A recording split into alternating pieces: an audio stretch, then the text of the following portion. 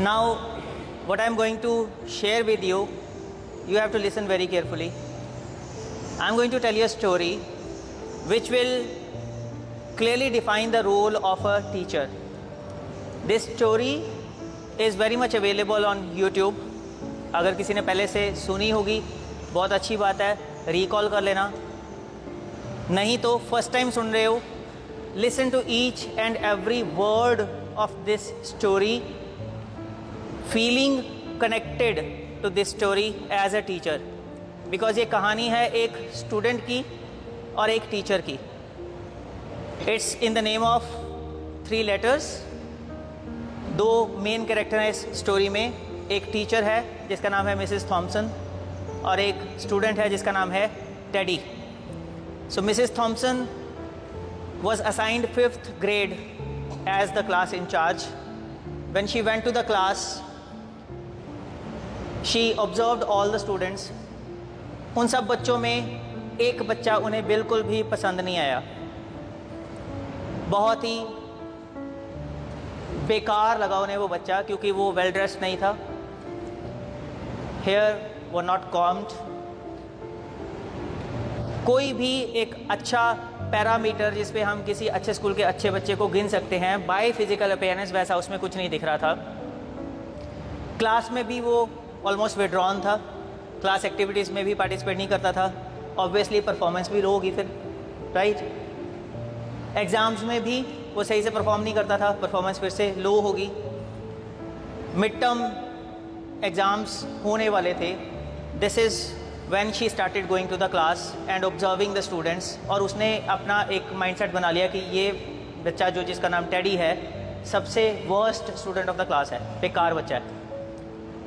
उसकी एक आदत थी, वो क्लास में जाती थी और क्लास में जाते ही जैसे वो विद्या बोलने वाला था ना, गुड मॉर्निंग मुंबई, वो क्लास में जाते ही सभी बच्चों को आई लव यू ऑल जाते ही एंटर करना. उसने ये पॉजिटिव स्टेटमेंट के साथ, किसी मेरे जैसे रिसोर्स पर्सन ने समझा दिया होगा कि क्लास में जाओ तो पॉजिटिव नोट पे बिगिन करना चाहिए.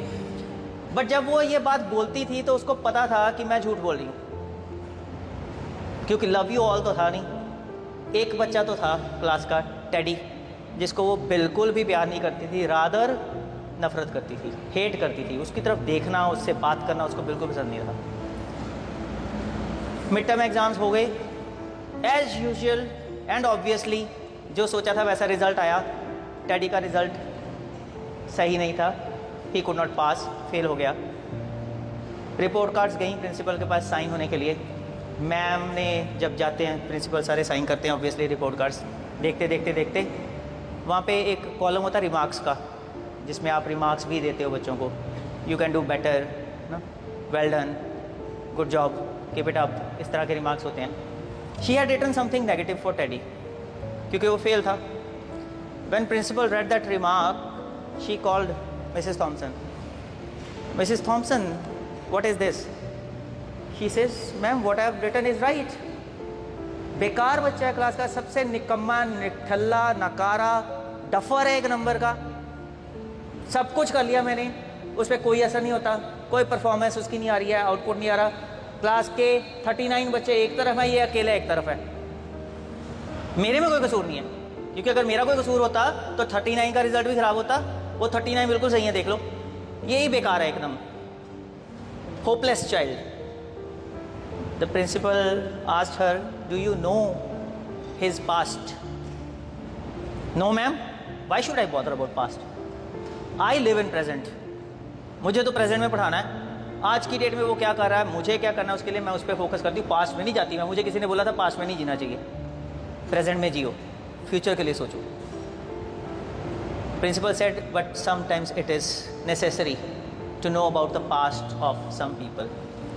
उन्होंने पियून को बोला, टेडी के पिछले सारे रिपोर्ट कार्ड्स और पोर्टफोलियोज़ वगैरह लेके आओ. पियन ब्रॉट एवरीथिंग. उन्होंने रिपोर्ट कार्ड्स पढ़ने के लिए दिए.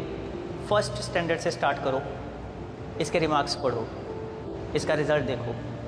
And when she started reading first standard, the teacher gave a remark, Teddy is a brilliant child, an asset for the school. He thinks out of the box. His imagination is beyond his age level. He can be a future scientist. Second standard, again similar remarks. Teddy is doing even better. Wonderful. Nobody like him. Third standard, remarks got changed a bit. Teddy, his performance is going down. He's showing signs of disengagement. The reason behind that is his mother is not well. She is seriously ill. She has been diagnosed with cancer. And Teddy knows that she is going to leave him sooner or later. So he is not able to focus on the classroom activities. Fourth standard, the marks again got changed. Teddy lost his mother. The person whom he loved the most in the whole world, he lost his mother, and along with her, he lost interest in every worldly affair and activities. He is no longer the same Teddy he used to be 2 years ago.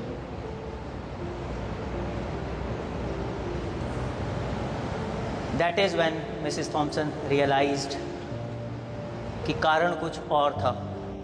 अगर वो बच्चा सही से ready होकर school नहीं आ रहा, focus नहीं कर पा रहा क्लास में एक्टिविटीज़ के ऊपर, he had gone through such a trauma, losing the most loved one, and that too your mother at such a tender age.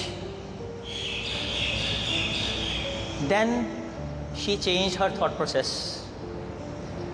अगर ये बच्चा अपनी माँ को गंवाने की वजह से आज इस सिचुएशन में पहुँचा है, as a teacher what best can I do. लोग कहते हैं कि टीचर सेकेंड मदर होती है. I will be his first mother today onward. That very day onward she started believing herself as Teddy's mother, acting as Teddy's mother, doing everything what a mother will do for Teddy. She did each and everything. School आने के बाद उसके ऊपर वो सारा काम करना जो मम्मी घर से करके भेजती है, उसको प्रॉपरली वाइप आउट करना, रेडी करना, ड्रेस पहनाना, बैग, लंच बॉक्स घर से लेके आना, हर एक चीज़ उसने टेडी के लिए करनी शुरू की. उसकी हर पसंद नापसंद का ख्याल रखना शुरू किया. उसको हर सपोर्ट प्रोवाइड करनी शुरू की जो मदर कर सकती है. And it worked. टेडी की परफॉर्मेंस धीरे धीरे इम्प्रूव होने लग गई. मिसेस थॉम्सन की रूटीन क्लास में जाने की वही रही. एंट्री पे जाते ही शी अगेन से I love you all. But अभी भी वो झूठ बोल रही थी. क्यों? अब वो टेडी को सबसे ज़्यादा प्यार कर रही है, बाकियों से भी ज़्यादा. So by the end of the session जब फाइनल एग्ज़ाम्स आए, बच्चे प्रमोट होते हैं. ऑब्वियसली अब नेक्स्ट क्लास में जाना है, क्लास टीचर का साथ छूट जाएगा. तो there was a practice in the school कि बच्चे कुछ ना कुछ गिफ्ट लेके आएंगे अपने टीचर के लिए. सारे बच्चे बड़े अच्छे अच्छे गिफ्ट्स पैक करके लेके आए.